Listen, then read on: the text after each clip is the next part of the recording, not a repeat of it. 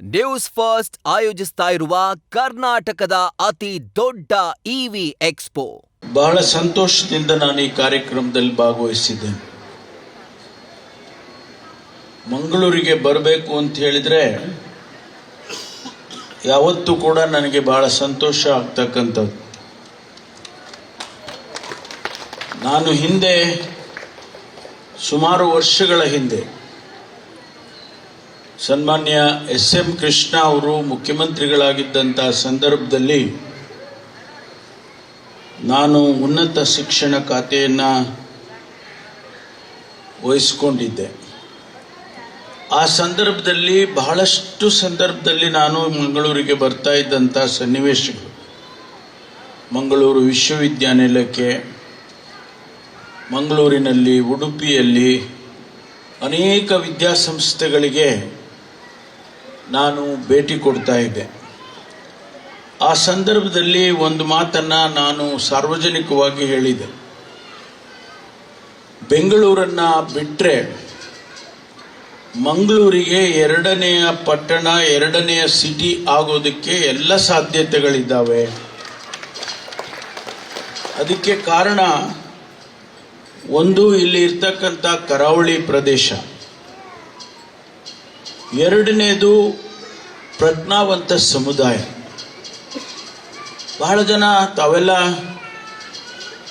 ಬುದ್ಧಿವಂತರು, ಮೀನು ತಿಂತೀರಿ ಅಂತ ಬುದ್ಧಿವಂತರಲ್ಲ, ಯಾಕೋ ಏನೋ ನಿಮಗೆ ಶಿಕ್ಷಣ ಒಲಿದು ಬಂದ್ಬಿಟ್ಟಿದೆ, ಅದಕ್ಕಾಗಿ ನೀವು ಬುದ್ಧಿವಂತರಾಗಿದ್ದೀರಿ. ಮೀನು ತಿಂದರೆ ಬುದ್ಧಿವಂತರಾಗ್ತಾರೆ ಅನ್ನಂಗಿದ್ರೆ ನಾನು ಬರೀ ಮೀನು ತಿನ್ಕೊಂಡೇ ಕೂರ್ತಿದ್ದೆ.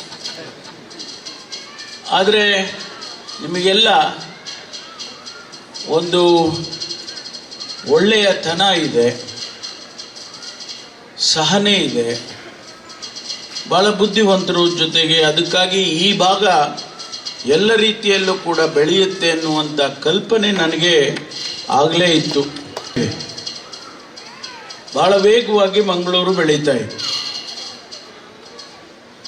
ಮಧ್ಯದಲ್ಲಿ ಸ್ವಲ್ಪ ದಿವಸ ಅನೇಕ ಕಾರಣಗಳಿಂದ ಇಲ್ಲಿಯ ವಾತಾವರಣ ಅಷ್ಟೊಂದು ಚೆನ್ನಾಗಿರಲಿಲ್ಲ. ಈಗ ಮತ್ತೆ ಪೊಲೀಸ್ನವ್ರು ಮಾಡಿದ್ರು ಅನ್ನೋದಕ್ಕಿಂತ ಹೆಚ್ಚಾಗಿ ಜನಸಮುದಾಯಕ್ಕೆ ಒಂದಿಷ್ಟು ಅರಿವು ಬಂದಿದೆ ಅಂತೇಳಿ ನನಗನ್ಸುತ್ತೆ. ಮತ್ತೆ ಆ ಮಂಗಳೂರು, ಆ ಗತಕಾಲದ ವೈಭವ ಏನಿದು ಇತ್ತು, ಮಂಗಳೂರು ಬಹಳ ಪ್ರಜ್ಞಾವಂತರು, ಒಳ್ಳೆಯ ಜನ, ಒಳ್ಳೆಯ ಭಾಗ, ಕೋಸ್ಟಲ್ ಇದು ಬಹಳ ಇದು ಅನ್ನುವಂಥದ್ದು ನಮಗೆಲ್ಲ ಘಟ್ಟದ ಮೇಲಿರೋರಿಗೆ ನಮಗೆ ಅನ್ನಿಸ್ತಾ ಇತ್ತಲ್ಲ, ಅದು ಮತ್ತೆ ಈಗ ವಾಪಸ್ ಬರ್ತಕ್ಕಂಥ ಸನ್ನಿವೇಶಗಳನ್ನು ನಾನು ನೋಡ್ತಾ ಇದ್ದೇನೆ. ಅದಕ್ಕಾಗಿ ನಾವು ಸರ್ಕಾರದಲ್ಲಿ ಯಾವುದೇ ಕಾರ್ಯಕ್ರಮ ಇರ್ಬೋದು ಅಥವಾ ಯಾವುದೇ ಅಭಿವೃದ್ಧಿಯ ಯೋಚನೆ ಇರ್ಬೋದು, ಮಂಗಳೂರನ್ನು ನಾವು ಗಣನೆಗೆ ತಗೊಳ್ತೇವೆ ಅನ್ನುವಂಥದ್ದನ್ನು ನಾನು ತಮ್ಮಲ್ಲಿ ಹಂಚಿಕೆ ಮಾಡಿಕೊಳ್ಳೋದಕ್ಕೆ ಬಯಸ್ತೇನೆ. ಪೊಲೀಸ್ ಇಲಾಖೆ ಬಹಳ ಕಠಿಣವಾದಂಥ ಇಲಾಖೆ, ಬೇರೆ ಇಲಾಖೆ ಮಾದರಿ ಅಲ್ಲ. ಇಲ್ಲಿ ಜನಸಮುದಾಯದ ಜೊತೆಯಲ್ಲಿ ಜೀವನ ಮಾಡ್ತಕ್ಕಂಥದ್ದು, ಅವರ ಭಾವನೆಗಳಿಗೆ ಸ್ಪಂದಿಸುವಂಥದ್ದು. ಅವರು ಯಾವುದೇ ರೀತಿಯಲ್ಲಿ ನಡೆದರೂ ಕೂಡ ತತ್ಕ್ಷಣ ಪೊಲೀಸ್ನವರು ಕಾನೂನಿನ ಚೌಕಟ್ಟಿನಲ್ಲಿ ಕೆಲಸ ಮಾಡಬೇಕೇ ವಿನಃ ಬೇರೆ ರೀತಿಯಲ್ಲಿ ಮಾಡೋದಕ್ಕೆ ಅವರಿಗೆ ಅವಕಾಶ ಇಲ್ಲ. ಆದರೂ ಕೂಡ ಬಹಳ ಕಷ್ಟದ ಪರಿಸ್ಥಿತಿಯಲ್ಲಿ ಮಳೆ, ರಾತ್ರಿ, ಹಗಲು, ಯಾವುದೇ ಕಠಿಣವಾದಂಥ ಸನ್ನಿವೇಶ ಇದ್ದರೂ ಕೂಡ ಅವರು ನಮ್ಮನ್ನ ಚೆನ್ನಾಗಿರ್ಬೇಕು ಅಂಥೇಳಿ ಅವರು ಆ ಕೆಲಸವನ್ನು ಮಾಡ್ತಾರೆ. ಮಳೆ ಅನ್ನೋಂಗಿಲ್ಲ, ಗಾಳಿ ಅನ್ನೋಂಗಿಲ್ಲ, ಚಳಿ ಅನ್ನೋಂಗಿಲ್ಲ, ಬಿಸಿಲು ಅನ್ನೋಂಗಿಲ್ಲ. ಅವರು ಯಾವುದೇ ಸನ್ನಿವೇಶ ಇದ್ರೂ ಕೂಡ ಅವರು ಕೆಲಸ ಮಾಡ್ತಾರೆ. ನಮ್ಮನ್ನ ಶಾಂತಿಯಿಂದ ಇಡಬೇಕು ಅಂಥೇಳಿ ಕೆಲಸ ಮಾಡ್ತಾರೆ. ನಾವು ದೇವರ ಪೂಜೆ ಮಾಡಬೇಕು, ನಾವು ಹಬ್ಬಗಳನ್ನು ಮಾಡಬೇಕು, ನಾವು ಚೆನ್ನಾಗಿ ನಮ್ಮ ಮಕ್ಕಳು ಶಾಲೆಗೆ ಹೋಗಬೇಕು. ಆದರೆ ಅವರು ಮಾತ್ರ ಆ ಕಠಿಣ ಪರಿಸ್ಥಿತಿಯಲ್ಲಿ ಕೆಲಸ ಮಾಡ್ತಾರೆ. ಅದಕ್ಕಾಗಿ ಪೊಲೀಸ್ ಇಲಾಖೆ ಬಹಳ ವಿಶೇಷವಾದಂಥ ಇಲಾಖೆ. ಅದಕ್ಕಾಗಿ ನಾನು ಯಾವತ್ತೂ ಕೂಡ ನಾನು ಕೊಟ್ಟಂಥ ಅವಕಾಶವನ್ನು ಆ ಇಲಾಖೆಗೆ ಧಾರೆ ಎರೆದಿದ್ದೇನೆ. ಯಾಕೆಂದರೆ ಅವರು ಚೆನ್ನಾಗಿರ್ಬೇಕು, ಸಮಾಜ ಚೆನ್ನಾಗಿರ್ಬೇಕು, ಆಗಲೇ ನಮಗೆ ಅಭಿವೃದ್ಧಿ ಕಾಣ್ತೇವೆ, ಸಮಾಜದಲ್ಲಿ ಶಾಂತಿ ಕಾಣ್ತೇವೆ. ಅದಕ್ಕೋಸ್ಕರ ಇವತ್ತು ಅನೇಕ ಕಾರ್ಯಕ್ರಮಗಳನ್ನು, ಬದಲಾವಣೆಗಳನ್ನು ನಾನು ಈ ಇಲಾಖೆಯ ಜವಾಬ್ದಾರಿಯನ್ನು ಹೊತ್ತ ಮೇಲೆ ತಂದಿದ್ದೇನೆ. ಅವರಿಗೆ ಎಂಥ ಪರಿಸ್ಥಿತಿ ಇದೆ, ಇನ್ನೂ ಕೂಡ ಇದೆ, ಇಲ್ಲ ಅಂತ ಹೇಳಿ ಸಂಪೂರ್ಣವಾಗಿ ಹೋಗಿಲ್ಲ. ಅವರ ಮನೆಗಳನ್ನು ನೀವು ನೋಡಬೇಕು, ಈ ಮನೆಗಳು ನೋಡಬೇಡಿ. ಪೊಲೀಸ್ ಲೈನ್ ಅಂತ ಹೇಳಿ ಇಂಗ್ಲಿಷ್ನವ್ರು, ಬ್ರಿಟಿಷ್ನವ್ರ ಕಾಲದಲ್ಲಿ ಕಟ್ಟಿದಂಥ ಹೆಂಚಿನ ಮನೆಗಳು. ಒಂದು ಕೊಠಡಿಯಲ್ಲಿ ಅವರು ಇಡೀ ಜೀವನವನ್ನು ಕಳಿಬೇಕು. ಅಂಥ ಪರಿಸ್ಥಿತಿಯಲ್ಲಿ ಅವರು ಜೀವನ ಮಾಡುವಾಗ ನಾನು ಒಂದು ಸಾರಿ ಬೇರೆ ಬೇರೆ ಜಿಲ್ಲೆಗಳಲ್ಲಿ ಹೋದಂಥ ಸಂದರ್ಭದಲ್ಲಿ ನೋಡಿದ್ದೇನೆ. ಆಗ ನನಗನ್ನಿಸ್ತು, ಒಂದು ಕಡೆ ಇವರಿಗೆ ಸಂಬಳ ಕಡಿಮೆ, ಇನ್ನೊಂದು ಕಡೆ ಅವರು ವಾಸ ಮಾಡೋದಕ್ಕೆ ವಸತಿಗಳಿಲ್ಲ. ಹೇಗಾದರೂ ಮಾಡಿ ಸರ್ಕಾರದಲ್ಲಿ ಮಾನ್ಯ ಮುಖ್ಯಮಂತ್ರಿಗಳಿಗೆ ಒಪ್ಪಿಸಿ ಇದಕ್ಕೆ ಒಂದು ಕಾಯಕಲ್ಪ ಮಾಡಬೇಕು ಅಂತ ಹೇಳಿ ನಾವು ಈ ಪೊಲೀಸ್ ಗೃಹ ಅಂತಕ್ಕಂಥ ಯೋಜನೆಯನ್ನು ಪ್ರಾರಂಭ ಮಾಡಿದೆ. ಆ ಸಂದರ್ಭದಲ್ಲಿ ಇದೇ ರೀತಿ ನಾವು 2 ಬೆಡ್ರೂಮು, 1 ಕಿಚನ್ನು, 1 ವರಾಂಡ ಇಷ್ಟು ಕಟ್ಟಿಕೊಡೋದಕ್ಕೆ 18 ಲಕ್ಷ ರೂಪಾಯಿ ಆಗ್ತಾ ಇತ್ತು. ನಾನು ಪ್ರಾರಂಭ ಮಾಡಿದ್ದು 2015ರಲ್ಲಿ. ಈಗ 32-33 ಲಕ್ಷ ಆಗಿದೆ. ಒಂದು ಯೂನಿಟ್ ಕಾಸ್ಟ್ ಬಂದು 32-33 ಲಕ್ಷ ಆಗಿದೆ. ಆ ಒಳಗಡೆ ನೀವು ಆ ಮನೆಗಳನ್ನು ಹೋಗಿ ನೋಡಿದ್ರೆ ಕಾಮತ್ರೆ ಭಾಳ ಚೆನ್ನಾಗಿ, ಭಾಳ ಸುಂದರವಾಗಿದೆ. ಒಂದು ಆ ತಾಯಿ ಮನೆಯನ್ನು ಚೆನ್ನಾಗಿ ಇಟ್ಕೊಂಡ್ರೆ ಅಲ್ಲೇ ಶಾಂತಿ ಸಿಗುತ್ತೆ ಅವರಿಗೆ. ಅವರಿಗೆ ಗಂಡ ಹೆಂಡತಿ ಇರೋದಕ್ಕೆ 1 ಬೆಡ್ರೂಮು, ಅದಕ್ಕೆ ಅಟ್ಯಾಚ್ ಬಾತ್ರೂಮು, ಮಕ್ಕಳಿರೋದಕ್ಕೆ ಅಥವಾ ತಂದೆ ತಾಯಿಗಳಿರೋದಕ್ಕೆ ಅವರಿಗೆ ಮತ್ತೊಂದು ರೂಮು, ಒಂದು ಒಳ್ಳೆಯ ಅಡಿಗೆ ಮನೆ, ಯಾರಾದರೂ ಅತಿಥಿಗಳು ಬಂದರೆ ಹೊರಗಡೆ ಕೂತ್ಕೊಳ್ಳೋದಕ್ಕೆ 1 ವರಾಂಡ. ಇಷ್ಟನ್ನು ನಾವು ಭಾಳ ಎಚ್ಚರಿಕೆಯಿಂದ ಪ್ಲ್ಯಾನ್ ಮಾಡಿದ್ದೇವೆ.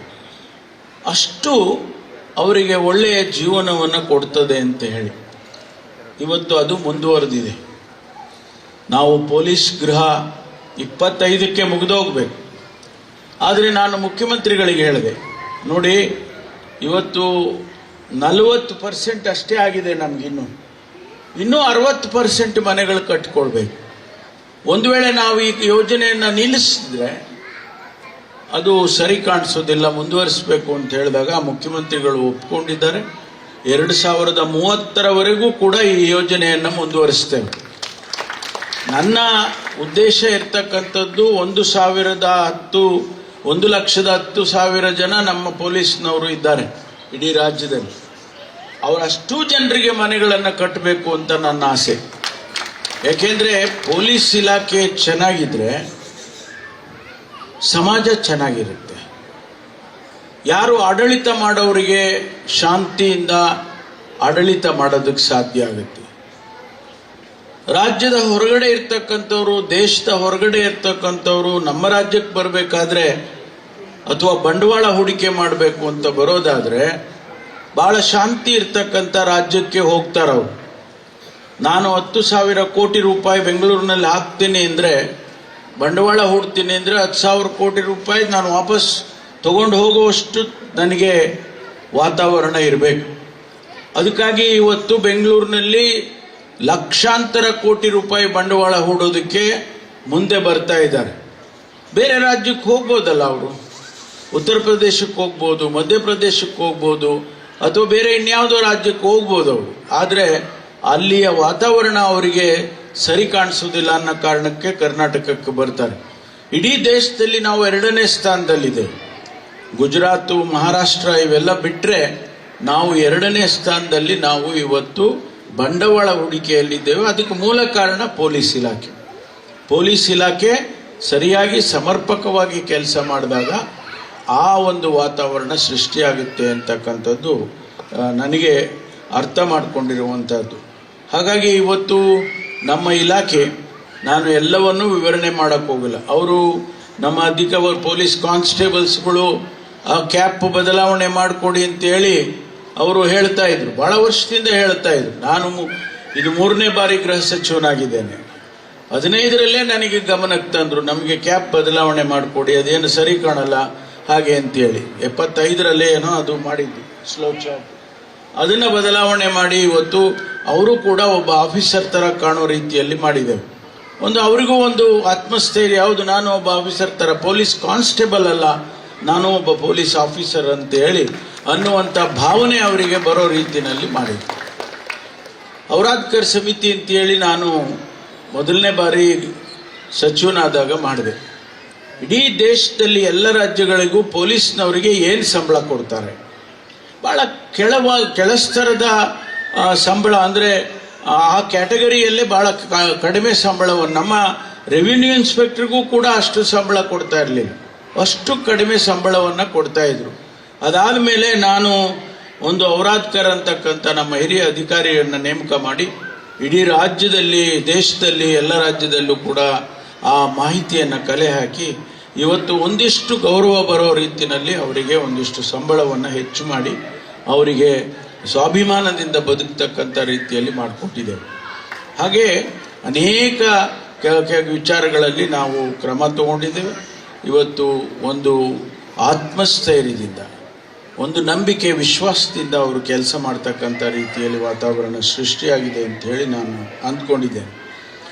ನಾನು ಕಳೆದ ಬಾರಿ, ಈ ಬಾರಿ ಸಚಿವನಾದ ಮೇಲೆ 2 ವರ್ಷ ಹಿಂದೆ ನಾನು ಇಲ್ಲಿ ಪರಿಶೀಲನೆ ಮಾಡುವಂಥ ಸಂದರ್ಭದಲ್ಲಿ ನಾನು ನಮ್ಮ ಅವತ್ತು ಕುಲ್ದೀಪ್ ಜೈನ್ ಇದ್ರು, ಕಾಣುತ್ತೆ ಕುಲ್ದೀಪ್ ಜೈನ್ ಅಂತೇಳಿ ಕಮಿಷನರ್ ಇದ್ರು. ನಾನು ಅವ್ರಿಗೆ ಹೇಳಿದೆ, ನೋಡಪ್ಪ, ನಮ್ಮ ಮಕ್ಕಳು ಈ ಮದ್ಯ ವ್ಯಸನಿಗಳಾಗುವುದರ ಜೊತೆಗೆ ಈ ಗಾಂಜಾ ಮತ್ತು ಈ ಸಿಂಥೆಟಿಕ್ ಡ್ರಗ್ಸು, ಇದೆಲ್ಲ MDMA ಇವೆಲ್ಲ ಬಹಳ ಜಾಸ್ತಿ ಆಗ್ತಾ ಇದೆ ನಮ್ಮ ರಾಜ್ಯದಲ್ಲಿ ಅಂತೇಳಿ ಒಂದು ಕೂಗಿದೆ. ಅದನ್ನು ಹೇಗಾರು ಮಾಡಿ ನಿಲ್ಲಿಸಬೇಕು. ಮನೆ ಮುಖ್ಯಮಂತ್ರಿಗಳು ಅಧಿವೇಶನದಲ್ಲಿ ಹೇಳಿಬಿಟ್ರು, ಸದನದಲ್ಲಿ, ನಾವು ಕರ್ನಾಟಕವನ್ನು ಡ್ರಗ್ಸ್ ಮುಕ್ತ ಕರ್ನಾಟಕ ಮಾಡ್ತೇವೆ ಅಂತೇಳಿ ಹೇಳಿದರು. ಅಷ್ಟು ಸುಲಭ ಅಲ್ಲ. ಒಂದು ಹೇಳಿಕೆ ಬದಲಾವಣೆಯನ್ನು ತರೋದಕ್ಕೆ ಪ್ರಯತ್ನ ಮಾಡ್ಬೋದು, ಆದರೆ ಅಷ್ಟು ಸುಲಭ ಅಲ್ಲ. ಇವತ್ತು ಕರ್ನಾಟಕದಲ್ಲಿ ದಿನನಿತ್ಯ ನಾವು ಡ್ರಗ್ಸನ್ನು ಹಿಡಿತಾ ಇದ್ದೇವೆ.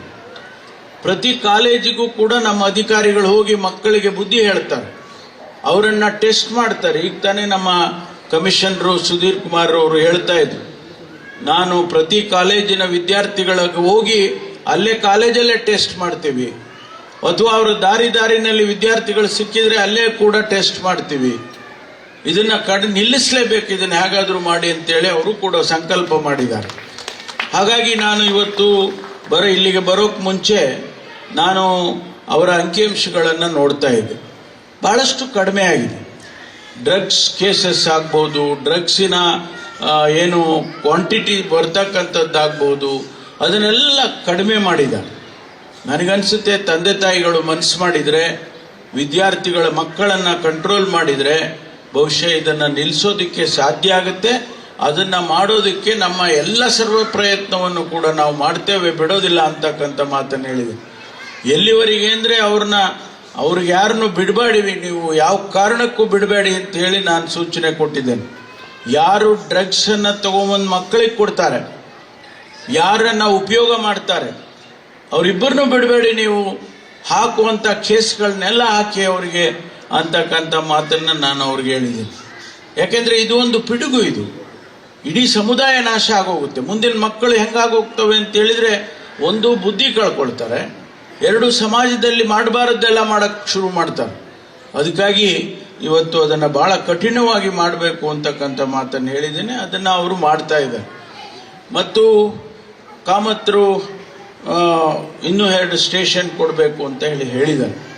ಅದನ್ನು ನಾವು ಪರಿಶೀಲನೆ ಮಾಡ್ತೇನೆ. ಪ್ರಸ್ತಾವನೆ ನಮ್ಮ ಕಮಿಷನರು ಮತ್ತು ಇಲಾಖೆಯವರು ಕಳಿಸಿದ ಮೇಲೆ ಅದನ್ನು ಖಂಡಿತವಾಗಿ ಪರಿಗಣಿಸ್ತೇನೆ. ಯಾಕೆಂದರೆ ಅದಕ್ಕೆ ಕೇಂದ್ರ ಸರ್ಕಾರ ಕೆಲವು ನೀತಿಗಳನ್ನು ಮಾಡಿದ್ದಾರೆ.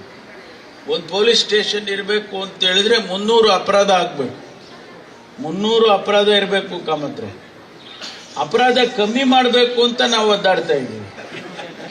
ಈಗ ಅಪರಾಧ ಇರಲೇಬೇಕು ಅಂತ ಕೇಂದ್ರ ಸರ್ಕಾರ ಗೈಡ್ಲೈನ್ಸ್ ಕಟ್ಟಿಸಿದ್ರೆ 50,000 60,000 ಪಾಪ್ಯುಲೇಷನ್ ಇರಬೇಕು, 150 ಸ್ಕ್ವೇರ್ ಕಿಲೋಮೀಟ್ರು ರೇಡಿಯಸ್ ಇರಬೇಕು. ಇದೆಲ್ಲ ಕಠಿಣವಾಗಿರ್ತಕ್ಕಂಥ ಒಂದು ನಿಯಮಗಳು ಕೊಟ್ಟಿದ್ದಾರೆ. ಆದರೂ ಕೂಡ ಅಗತ್ಯತೆ ಬಿದ್ದರೆ ಇದನ್ನೆಲ್ಲ ನಾವು ಸ್ವಲ್ಪ ನೋಡಿಕೊಂಡು ಹೆಚ್ಚು ಕಡಿಮೆ ಮಾಡಿ ಕೊಡ್ತೇವೆ. ಅಲ್ಲಲ್ಲ, ಅದು ಬಿಲ್ಡಿಂಗ್ ಕೊಡ್ತೇವೆ ಬಿಡಿ, ಬಿಲ್ಡಿಂಗ್ ಅನ್ನ ಖಂಡಿತವಾಗಿ ಕೊಡ್ತೇನೆ, ಅದರದಲ್ಲಿ ಯೋಚನೆ ಇಲ್ಲ. ಬಿಲ್ಡಿಂಗ್ ಅನ್ನ ಕೊಡ್ತೇನೆ, ಬಿಲ್ಡಿಂಗ್ ಕಟ್ಟಿಸ್ಕೊಡ್ತೀವಿ. 100 ಬಿಲ್ಡಿಂಗ್ಗಳನ್ನು ನಾವು ಬಂದ್ಮೇಲೆ ಎಲ್ಲೆಲ್ಲಿ ಬಿಲ್ಡಿಂಗ್ಗಳು ಇರಲಿಲ್ಲ, ಬಿಲ್ಡಿಂಗ್ ಬಿದ್ದೋಗ್ತಾ ಇತ್ತು, ಅಂತ ಕಡೆ ಬಾಡಿಗೆ ಇತ್ತು, ಇವೆಲ್ಲ ಒಂದೊಂದೇ ಮಾಡ್ಕೊಂಡು ಬರ್ತಾ ಇದ್ವಿ. ಇಲ್ಲೂ ಕೂಡ ಅಂಥ ಪರಿಸ್ಥಿತಿಯಲ್ಲಿದ್ದರೆ ಬಿಲ್ಡಿಂಗ್ ಅನ್ನು ಕೊಡ್ತೇವೆ. ಆಮೇಲೆ ತಾವು ಜೈಲಿನ ಬಗ್ಗೆ ಪ್ರಸ್ತಾಪ ಮಾಡಿದ್ವಿ. ನಿಜ, ಅನೇಕ ಸಂದರ್ಭದಲ್ಲಿ ನನಗೆ ಈ ಪ್ರಶ್ನೆಯನ್ನ ಸದನದಲ್ಲಿ ಕಾಮತ್ರು ಕೇಳಿದ್ದಾರೆ ಮತ್ತು ಬೇರೆ ಬೇರೆ ನಮ್ಮ ವಿಧಾನ ಪರಿಷತ್ತಲ್ಲೂ ಕೂಡ ಕೇಳಿದ್ದಾರೆ. ನಾನು ಈ ಜೈಲನ್ನ ಆದಷ್ಟು ಶೀಘ್ರವಾಗಿ ಶಿಫ್ಟ್ ಮಾಡೋದಕ್ಕೆ ಕ್ರಮ ತಗೊಳ್ತೀನಿ ಅಂತ ಈಗಾಗಲೇ ಹೇಳಿಬಿಟ್ಟಿದ್ದೀನಿ. ಮೊನ್ನೆ ಕೂಡ ನಮ್ಮ ಇಲಾಖೆದ್ದು ಚರ್ಚೆ ಆಯಿತು. ಬಡ್ಜೆಟ್ಟಿನ ಡಿಸ್ಕಷನ್ ಮುಖ್ಯಮಂತ್ರಿಗಳು ಮಾಡುವಾಗ ಮೊದಲನೆಯ ಬೇಡಿಕೆ ನಾನು ಇಟ್ಟಿರ್ತಕ್ಕಂಥದ್ದು ಮಂಗಳೂರು ಜೈಲನ್ನ ಶಿಫ್ಟ್ ಮಾಡಬೇಕು. ಅದಕ್ಕೆ ನನಗೆ ಹಣ ಕೊಡಿ ನೀವು. ಆ ಕಾಂಪೌಂಡ್ ಅನ್ನಾದ್ರೂ ಹಾಕಿ, ಈಗ ಬ್ಯಾರಕ್ಸ್ ಎಲ್ಲ ಕಟ್ಟಿದ್ದಾರೆ, ನಾನು ಕಳೆದ ಸಾರಿ ಬಂದಾಗ ಹೋಗಿ ನೋಡ್ಕೊಂಡು ಬಂದೆ.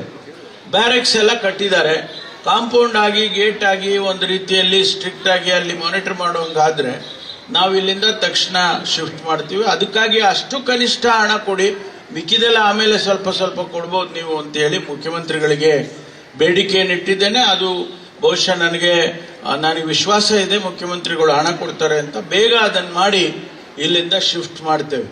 ಅದನ್ನ ಆಮೇಲೆ ನೋಡೋಣ ಏನು ಮಾಡ್ಬೋದು, ಅದನ್ನ ಕೋರ್ಟಿಗೆ ಕೊಡ್ಬೋದಾ, ಇಲ್ಲ ನಮ್ಮ ಇಲಾಖೆಯಲ್ಲೇ ಇಟ್ಕೊಂಡು ಇನ್ನಷ್ಟು ಕ್ವಾರ್ಟರ್ಸ್ಗಳು ಕಟ್ಬೋದಾ ಅಂತಕ್ಕಂಥದ್ದನ್ನ ನೋಡೋಣ. ಯಾಕೆಂದ್ರೆ ನನಗೆ ಇಲ್ಲಿ 1,900ಕ್ಕೂ ಹೆಚ್ಚು ಪೊಲೀಸ್ನವರು ಇದ್ದಾರೆ ಸಿಟಿಯಲ್ಲಿ. ಈಗ ನಾವು 40% ಮಾತ್ರ ಮನೆಗಳು ಕಟ್ಟಿದ್ದೇವೆ, ಇನ್ನೂ 60% ಮನೆ ಕಟ್ಟಬೇಕು. ಅದಕ್ಕಾಗಿ ನಮ್ಗೆ ಜಾಗನೂ ಬೇಕಲ್ಲ. ಅದರಿಂದ ನಾನು ಮುಂದಿನ ವರ್ಷದ ಒಳಗಾಗಿ ಇನ್ನೂ 100 ಮನೆ ಕೊಡ್ತೇನೆ ಇಲ್ಲಿಗೆ. ಮುಂದಿನ ವರ್ಷದ ಒಳಗಾಗಿ ಇನ್ನೂ 100 ಮನೆಗಳನ್ನು ಮಂಗಳೂರಿಗೆ, ನಾನು ಪಟ್ಟಣಕ್ಕೆ, ಮಂಗಳೂರು ಸಿಟಿಗೆ ಕೊಡ್ತೇನೆ. ಅದೇ ರೀತಿ ನಾವು ಹೆಚ್ಚು ಹಣ ಬಂದಾಗ ಎಲ್ಲ ನಾವು ಹೆಚ್ಚೆಚ್ಚು ಮಾಡಿ ಇಡೀ ಎಲ್ಲ ಸಿಬ್ಬಂದಿಗೆ ಮನೆಗಳನ್ನು ಕೊಡ್ತಕ್ಕಂಥ ಕೆಲಸ ಮಾಡಬೇಕು ಅನ್ನುವಂಥದ್ದು. ಇನ್ನೊಂದು ಕೋಸ್ಟಲ್ ನಮ್ಮಲ್ಲಿ ರೆಗ್ಯುಲೇಟರಿ ಡಿವಿಷನ್ ಇದೆ, ಕೋಸ್ಟಲ್ ಸೆಕ್ಯೂರಿಟಿ ಕರಾವಳಿ ಕಾವಲು ಪಡೆ ಅಂತ. ಅವರಿಗೆ ಈಗಾಗಲೇ ಬೋಟ್ಗಳು ಎಲ್ಲ ಹಾಳಾಗಿದ್ದಾವೆ. 15 ಬೋಟ್ನಲ್ಲಿ ಬಹುಶಃ ನನಗನ್ಸುತ್ತೆ ಒಂದು 3-4 ಕೆಲಸ ಮಾಡ್ತಾ ಇರ್ಬೋದು. ಅದಕ್ಕೂ ಕೂಡ ಮುಖ್ಯಮಂತ್ರಿಗಳಿಗೆ ಹೇಳಿದ್ದೇನೆ. ಯಾಕೆಂದರೆ ಕೋಸ್ಟಲ್ಲು ಭಾಳ ಪ್ರಾಮುಖ್ಯ ನಮಗೆ. ಇಲ್ಲಿ ಕೋಸ್ಟಲ್ ಇದರಲ್ಲಿ ಡ್ರಗ್ಸ್ ಬರೋದಾಗ್ಲಿ, ಬೇರೆ ಬೇರೆ ವಸ್ತುಗಳು ಬರೋದನ್ನ ನಿಲ್ಲಿಸೋದಕ್ಕೆ ನಮ್ಮ ಕೋಸ್ಟಲ್ ಇವರು ಬಹಳ ಚೆನ್ನಾಗಿ ಕೆಲಸ ಮಾಡ್ತಿದ್ದಾರೆ ಅಂತೇಳಿ ಅದನ್ನು ಕೂಡ ನಾನು ಮುಖ್ಯಮಂತ್ರಿಗಳಿಗೆ ಈಗಾಗಲೇ ತಿಳಿಸಿದ್ದೇನೆ. ನಿಮಗೆ ಸದ್ಯದ ಪರಿಸ್ಥಿತಿಯಲ್ಲಿ ಜಾಮರಿನ ಸಮಸ್ಯೆ ಸ್ವಲ್ಪ ಕಡಿಮೆ ಆಗಿದೆ, ಆದರೆ ಸಂಪೂರ್ಣವಾಗಿ ನಿಂತಿಲ್ಲ. ಅದನ್ನು ನಾವು ನಮ್ಮ ಟೆಕ್ನಿಕಲ್ ಟೀಮಿಗೆ ಹೇಳಿ ಅಷ್ಟರ ಮಾತ್ರ ಜೈಲಿಗೆ ಸಂಬಂಧಪಟ್ಟಾಗಿ ಮಾತ್ರ ನಾವು ಆ ಜಾಮರ್ಗಳನ್ನು ಆಪರೇಟ್ ಮಾಡಬೇಕು ಅಂತೇಳಿ ಹೇಳಿದ್ದೇನೆ. ಆದರೂ ಕೂಡ ಏನಾಗುತ್ತೆ ಅಂದರೆ ಸಿಟಿ ಒಳಗಡೆ ಬಂದುಬಿಟ್ಟಿದೆ ಜೈಲು. ಮೊದಲು ಊರಾಚೆ ಇತ್ತು, ಈಗ ಸಿಟಿಯಲ್ಲೇ ಪಕ್ಕದ ಮನೆ ಥರ ಆಗ್ಬಿಟ್ಟಿದೆ. ಕಾಂಪೌಂಡು ಹಾರಿದರೆ ಜೈಲು. ಆದ್ದರಿಂದ ಅದನ್ನು ಕೂಡ ನಾವು ರೆಗ್ಯುಲೇಟ್ ಮಾಡ್ತಕ್ಕಂಥ ಕ್ರಮವನ್ನು ತಗೊಳ್ತೇವೆ ಎನ್ನುವಂಥ ಮಾತನ್ನು ಹೇಳೋದಕ್ಕೆ ಬಯಸ್ತೇನೆ. ಮಂಗಳೂರು ಬಹಳ ನಮ್ಮ ಈ ಕರ್ನಾಟಕದಲ್ಲಿ ಒಂದು ಈ ಪೋರ್ಟ್ ಇರೋದ್ರಿಂದ, ಇನ್ನೊಂದು ಹಾರ್ಬರ್ ಇರೋದ್ರಿಂದ, ಆಮೇಲೆ ಏರ್ಪೋರ್ಟ್ ಬೇರೆ, ಈಗ ಇಂಟರ್ನ್ಯಾಷನಲ್ ಏರ್ಪೋರ್ಟ್ ಆಗಿದೆ. ಈ ರೀತಿ ಇರ್ತಕ್ಕಂಥ ಪಟ್ಟಣ ಕರ್ನಾಟಕದಲ್ಲಿ ಇನ್ನೊಂದಿಲ್ಲ. ಇನ್ನೊಂದು ಯಾವುದೂ ಕೂಡ ಆ ರೀತಿ ಅವಕಾಶಗಳಿರುವಂಥ, ಅದರಿಂದ ಇನ್ನೂ ವೇಗವಾಗಿ ಇದು ಬೆಳೀತಕ್ಕಂಥ ಸಾಧ್ಯತೆಗಳಿದ್ದಾವೆ. ಅದನ್ನು ಆಗಲಿ ಹಾಗೆ ಅಂತೇಳಿ ನಾನು ಹಾರೈಸ್ತೇನೆ. ಮತ್ತು ಇವತ್ತು ಈ ಸರಳ ಕಾರ್ಯಕ್ರಮದಲ್ಲಿ ಮಾನ್ಯ ಶಾಸಕರು ಬಂದಿದ್ದಾರೆ ಮತ್ತು ಎಲ್ಲ ನಮ್ಮ ಮುಖಂಡರುಗಳು ಕೂಡ ಬಂದು ತಾವೆಲ್ಲರೂ ಆಗಮಿಸಿದ್ದೀರಿ. ಅದಕ್ಕಾಗಿ ತಮಗೆ ಅಭಿನಂದನೆಯನ್ನು ಹೇಳಿ ನನ್ನ ಮಾತು ಮುಗಿಸ್ತೇನೆ. ಜೈ ಹಿಂದ್, ಜೈ ಕರ್ನಾಟಕ.